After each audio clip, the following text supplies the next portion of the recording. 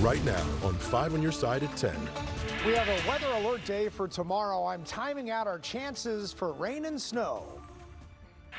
A violent holiday weekend capping off a less deadly year in St. Louis. We can't make sense of it. The plea of community advocates as they continue to search for solutions. Students fighting to reverse course. I would say this sends the message that not everyone is included within our community. The growing student petition tonight in St. Charles County to reinstate Black history curriculum. But we start tonight with that weather alert with a chance of a wintry mix tomorrow. Good evening. I'm Brent Solomon. Mike and Kelly have the week off. Right now, that mix of rain and snow is moving across Missouri, and it could cause issues here in the bi-state come tomorrow. Let's get right over to meteorologist Jim Castillo, who's tracking it all for us. Jim. Yeah, hi, Brent. So we were watching Kansas City all day, and most of the day, they haven't had too many issues with the snow, but it was coming down. And just talking to family members there, you know, it did accumulate a little bit on the grassy areas, but no problems on the roadways. And the winter weather advisory was canceled early for Kansas City, but it remains north and west of that area. So for us, we were at 50 today for the high. Yesterday was 60. The day before that, it was 68 on Christmas Eve. But we're at 44 right now, well above freezing. And you can imagine the roadway surface temperatures are well above freezing, and even the soil temperatures are near 50. So Doppler weather radar showing any moisture still to the west of our viewing area. So we're still watching Kansas City and western Missouri, and that area of blue and also white, that's the snow that has been mixing in there with the rain. So we're watching the weather headlines. Again, soil temperatures are way up. Whatever snow falls likely melts pretty quickly. So rain and snow showers all day tomorrow, even watching tomorrow night. And air temperatures, by the way, expected to be above freezing as we get into the entire day tomorrow and even tomorrow night. So still watching another chance of some snow showers late Thursday and Friday. I'll time this all out for you coming up in Maine weather in just a few minutes. All right, we'll check in with you then. MoDOT is keeping a close eye on the forecast for the possibility of that wintry weather. If the roads get bad, MoDOT says it will deploy every available snowplow operator. They'll work 12-hour shifts until all major roads are clear. If the road conditions deteriorate, drivers are asked to use caution or, better yet, stay at home. Remember, you can get the latest weather first forecast anytime. Text the word weather to 314-425-5355. We'll send it straight to your phone. Well, gun violence hasn't taken a holiday in St. Louis. Although the city's homicide rate is down, shootings continue. Noon tonight, 5 on your side's Robert Townsend takes a closer look at the numbers. It was a violent Christmas Eve on the streets of St. Louis. Police say 5 shootings occurred that day. 3 were deadly. A neighbor's Ring doorbell camera caught this chilling one in the 900 block of Talmadge near Midtown on video. It showed 2 men hopped out of a car, approached a man standing on a porch, and then one of the guys repeatedly shot him. Police say 20-year-old Sean Kennedy of Ferguson died. We need to change some of these laws. Sharon Webb, the president of Mothers Advocating Safe Streets, calls the gun violence in the city an epidemic. She wants to see criminals get stiffer penalties. If they see that they are not going to just get a slap on the hand, you know, where they go in and come out, then maybe some of it would stop. The pre-Christmas shootings happened on the city's south side, north side, and downtown. Records show 199 homicides occurred in St. Louis as of December 26, 2022. 155 1 year later. The killings have dropped nearly 25%. Still, the violent crime keeps happening all across the city, and longtime community leaders keep searching for answers. I take my hat off to Chief Robert Tracy, because the murders this year have decreased, you know, and hopefully they will continue to decrease. On Sunday, many will gather for Mothers Advocating Safe Streets' annual candlelight service in honor of the men, women, and children who lost their lives in the city and county. There's some way we could come together and try to find a remedy. Robert Townsend, 5 on your side. And the group's candlelight service will happen Sunday from 4 until 6 p.m. at the Williams Temple Church of God in Christ on Union Boulevard. Tomorrow, the search for a missing St. Louis woman will move to North City. Today, family and friends of Marquisha Williams searched for her in Staunton, Illinois. She was last seen with Trenton Ivy. He was arrested days later in Wisconsin on unrelated charges. Williams' family is pleading for volunteers to help them in their search. Please, anybody that you know that knows somebody that can help us, everybody. please We help need our us. home. We need our home. Please. The family is meeting tomorrow morning at 9 at the Light of Jericho Baptist Church located at St. Louis and Simple Avenues. Tonight, a man is in custody in Jefferson County accused of wrestling a deputy's gun away and firing a shot. It happened earlier tonight in Festus on Harness Road. The sheriff's office says the deputy was trying to arrest the man after finding him in a stolen car. No one was hit by the gunfire, but both the deputy and the suspect had to go to the hospital for injuries from that fight. Tonight, a 19-year-old man is behind bars accused of stealing nearly 40 iPads from the St. Louis Board of Elections. Investigators say Marion Dukes and 2 others were seen on surveillance video using a stolen key fob to break into the building twice last month.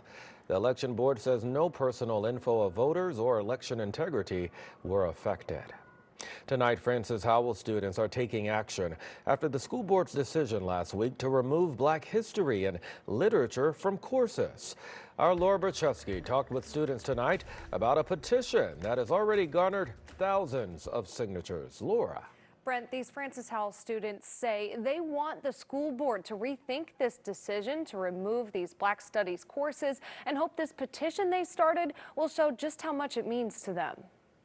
Last week, the Francis Howell Board of Education voted 5-2 to remove Black history and literature electives from the curriculum that use content from the social justice standards, the Teaching Tolerance Anti-Bias Framework. Francis Howell North student Harper Schneider says many students are upset about the move. I would say this sends the message that not everyone is included within our community, and we need to make sure everyone is included and feels heard and seen in our communities. This is why she started a petition with support from other students like Ryan Fleming, who says Black Studies classes give an important perspective, especially when it comes to history. Being able to see other perspectives of the same history would really give students an insight on why America is where it is today, because the history classes that we teach today aren't just, that's not it. You know, there's every part of history from every different kinds of people. School board president Adam Bertrand said in a statement there are controversial parts of the content these courses use and would, quote, be supportive of bringing these courses back after removal of this controversial standard. The superintendent didn't agree with the board and said he and the district leadership team want to make sure they could bring them back somehow. We're committed to finding a way to do that in a way that hopefully the board would be supportive of it and that we can bring back because, again, we value them and we think they are important to continue to offer for all of our students throughout the district. Fleming and Schneider both wanted to take these courses in an upcoming school year as soon as they were eligible for more electives. I think we just need to take a few steps closer to more inclusive society and inclusive school life, because every student goes to school regardless of what happens, and making us feel, you know, in a box is not okay. The petition currently has almost 3,000 signatures. And the NAACP in St. Charles County is also hosting a discussion about this issue this Thursday for those interested students and parents. All right, Laura, keep us posted. A legal loss tonight for the St. Louis couple who gained national notoriety when they pointed guns at protesters. A state appeals court sided with a lower court judge who ruled against Mark and Patricia McCloskey from getting their guns back. The couple pleaded guilty after waving guns at a social justice demonstration outside of their Central West End home back in 2020. The next year, the McCloskeys filed a lawsuit arguing the pardon they received from Governor Mike Parson nullified all judgments and orders in the case. Well, Monday is New Year's Day, and it's also the deadline for Illinois gun owners to register assault weapons with the state. Numbers from Illinois State Police show only 8,100 people have registered their banned weapons or their attachments. Nearly 2.5 million people in the state are registered gun owners. Registration has to be done online. This 5 on Your Side Cotton Bowl coverage is sponsored by Holland Injury Law. All right, we're just days away from the Mizzou Tigers playing in this year's Cotton Bowl Classic. The team hit the practice field today ahead of Friday's matchup against Ohio State. Corey Miller is here now with reaction from one of the team's biggest stars. Corey. Well, Brett, Mizzou held its first open media practice today down in Dallas ahead of Friday night's Cotton Bowl against Ohio State, and the spotlight was on the team's St. Louis-led offense. It's pretty much a St. Louis all-star team for the Tigers on offense. Led by Chaminade quarterback Brady Cook, Mizzou features Lutheran South running back Cody Schrader, East St. Louis receiver Luther Burden III, Trinity receiver Mookie Cooper, and Francis Howell tight end Brett Norfleet. We heard from some of those stars today about what they're visualizing heading into the game. What's the one moment you've been visualizing? Yeah, Mr. Cook, I really appreciate that. That's a good question. I think definitely the moment I'm visualizing is at the end of the game when the fourth quarter, runs out. That moment. But can't get too far ahead of ourselves. There's still a lot to do. We've got to play those 4 quarters, and man, I'm excited to see ourselves on that podium. Thank you for your time. Yeah. Yes, that was Brady Cook asking the question to his running back there. We will hear more from Brady coming up in sports about how quarterbacking the Tigers in this specific game truly feels like a full circle moment. Building the excitement there. We have a team down in Arlington covering all things Mizzou this week. Look for live reports from sports director Frank Cusimano and Mercedes McKay beginning tomorrow night at 5 and 6. Just hours from now, nurses at SLU Hospital preparing to leave their patients' bedsides for the picket line. What their walkout means for patient care. Saving on specs. The quality of glasses from online retailers has markedly improved. Tonight, we're helping you have a clearer vision before shopping for glasses online. Get ready for a winter mix of rain and snow in the areas that could see some light accumulations. In less than 9 hours now, registered nurses at SSM Health St. Louis University Hospital will walk off the job for a 2-day strike. It comes after a 1-day walkout back in September. The union says they're still at odds with the hospital over the use of travel nurses and the safety of its members. In a statement tonight, SSM Health leaders said, quote, having maintained exceptional patient care during the strike in September, we will again have a comprehensive plan in place to ensure there is no disruption in care or service for the patients and community we are privileged to serve. Another emergency job fair will happen tomorrow for those former employees at Northview Village Nursing Home. The North City facility abruptly shut down last week, displacing both workers and residents. Slate is holding the job fair tomorrow at 9 in the morning until noon. That's at 1520 Market Street downtown. BJC, the city's Department of Health, St. Louis Public Schools, and other healthcare facilities are looking for workers. Well, it was a happy holiday for retailers, but not as merry as previously predicted. A new report from MasterCard shows holiday retail sales grew by 3.1%. That falls short of the prediction of 3.7% and last year's 7.5% jump. Analysts say it's a reminder how higher interest rates and inflation are impacting consumer spending.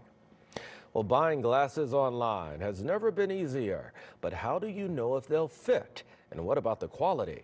Tonight, Consumer Reports takes a closer look. Here's Mike Bush. Pamela Shelby has 8 pairs of glasses. You could say it's her thing. I work mostly virtually, so it's kind of like my only statement piece. She hasn't spent a fortune making a statement. Pamela pays less than $70 per pair. She shops online. In our ratings, prominent online retailers like iBuyDirect, Warby Parker, and Zenni Optical received high marks from our members when it came to price. At Zenni, for example, members reported paying a median of just $87 after insurance. And also research suggests that the quality of glasses from online retailers has markedly improved. For Catherine Roberts, who covers glasses at Consumer Reports, this topic is personal. She bought the glasses she's wearing online for only $33. Some retailers will let you exchange frames that you don't like for little or no cost.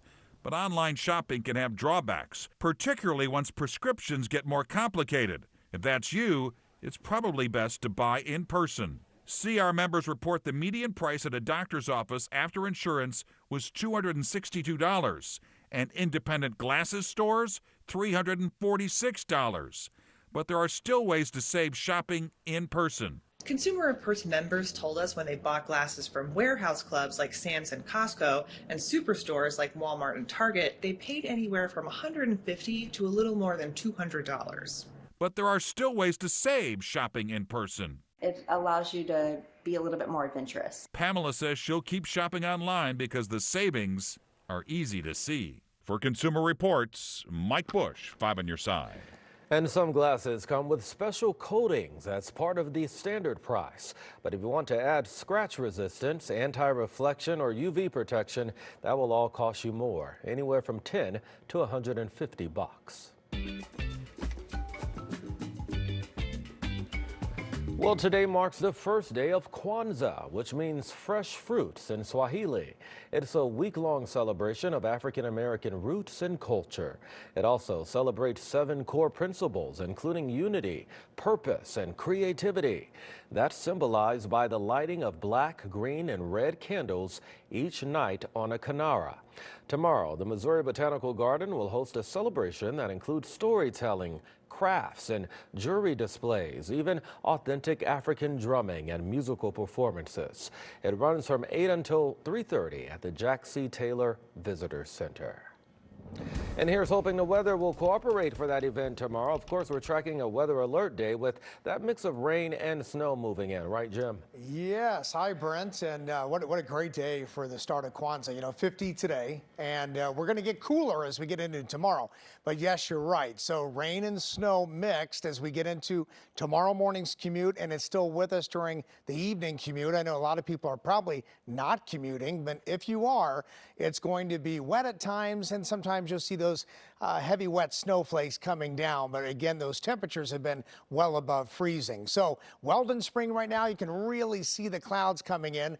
And there was that high today, 50, the low of 37. Tonight's low about 37, staying above freezing.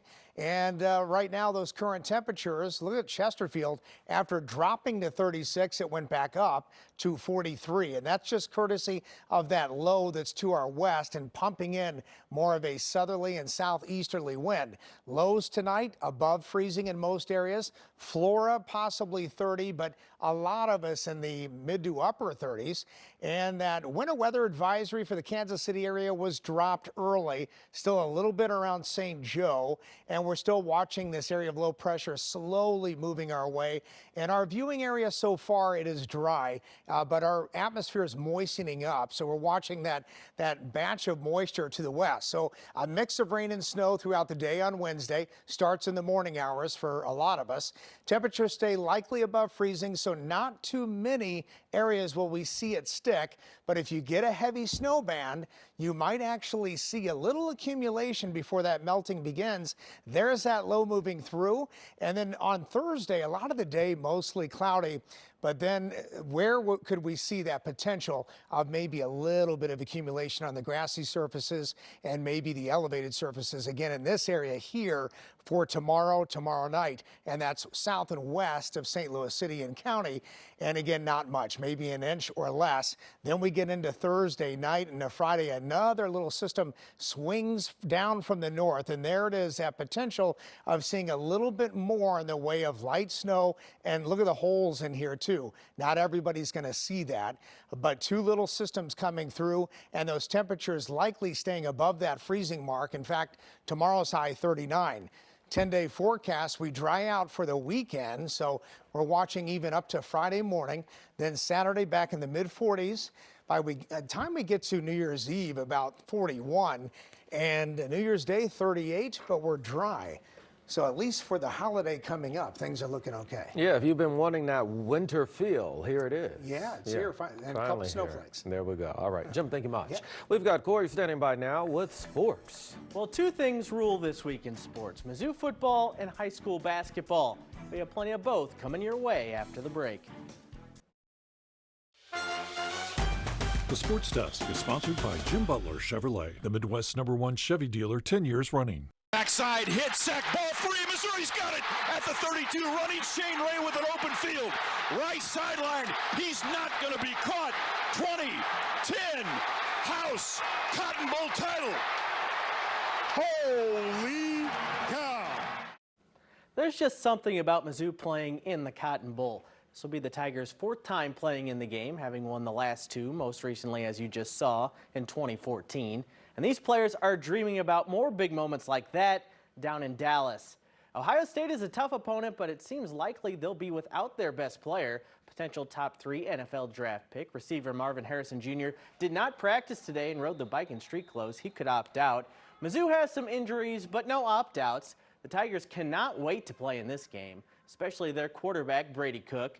Growing up a Mizzou fan in St. Louis, Cook remembers watching that 2014 Cotton Bowl game and wants to make winning memories of his own. My mom pulled up the pictures from the Cotton Bowl party 10 years ago. And just thinking about it, we were all in my basement, watching Mizzou in the Cotton Bowl. None of us would have thought, I'd be the starting quarterback in the Cotton Bowl a decade later. So super full circle moment, super cool. This week is dominated by 2 things: Mizzou in the Cotton Bowl and holiday high school basketball tournaments all over town. We were able to attend a couple of those tournaments today. First up, Parkway West taking on host Visitation in their annual Christmas tourney. Nice drive from Viz, kick out to the corner. Lauren Cleary hits the 3.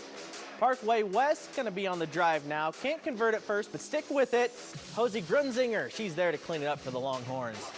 Adri Pavanelli got in on the 3-point action for Viz as well. That's good from distance, but it's Parkway West who took this one 52-31. Koryezu and Narings Hall were up next at Visitation. Some sharp shooting for the markers in this one. Jane Schnell, that's good from downtown. Then Ann Piccarelli, she's going to hit a 3 of her own. Koryezu was successful on the fast break, though. Maggie Anstey down the lane and one. Great bucket. Koryezu wins 70-43. Let's go over to MICDS for their holiday tourney. Kirkwood and Ladue this afternoon. Nice move into the lane for Kirkwood's Evan Simon. He finishes it off. Nice drive. Ladue was money from deep. Dwayne Foley, that's good from the corner. And they could do it on the fast break, too. Look at this great move from Pearson Calvert. Around the back, down the lane, and one. What a play. Ladue won this one 53-46. Clayton taking on the hosts at MICDS, and the Greyhounds were feeling it from beyond the arc early. First, Eli Faust. That's good for 3. And Santana Bolden. Look at this little slick step back. Oh, yeah, that's good.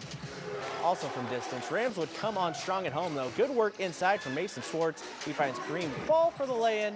MICDS advances with a 62-49 win.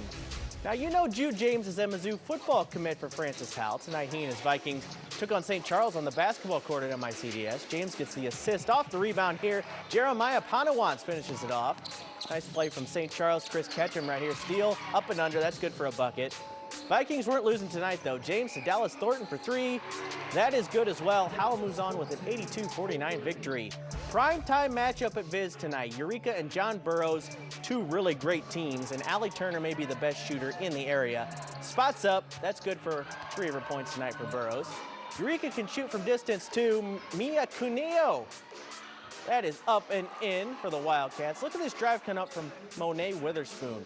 That is a tough bucket. Burroughs goes on to win 61-40. Lots of basketball this week, all over the area. And these tournaments are a big deal. You win this tournament, you get to brag about it all year long. Oh, yeah, it's something that you fight for. Definitely. I get it. Corey, thank you much. All right, we've got that weather alert day tomorrow. So coming up, Jim will update us on our chances for rain and snow. Well, if you have a live Christmas tree and you just don't know what to do with it, you can drop it off at 4 St. Louis County parks. They'll be recycled into mulch and fish habitats for the Missouri Department of Conservation. All trees must be stripped of tinsel, ornaments, and lights. We have more info for you in the As Seen on TV section of KSDK.com. Before we go, tomorrow is a weather alert day. Jim, you're tracking a mix of snow and rain moving in what, overnight? Yeah, well, you know what? Probably not till morning. Now, it was expected we could see some overnight, but in reality, the Kansas City area had it throughout the day, and it really didn't stick there as temperatures were in the mid-30s. So for us, we're expecting mid to upper 30s, and there's a weather alert day because rain and snow, whether you get the rain or the snow, you're going to get reduced visibility, and that's for the morning, also for the evening.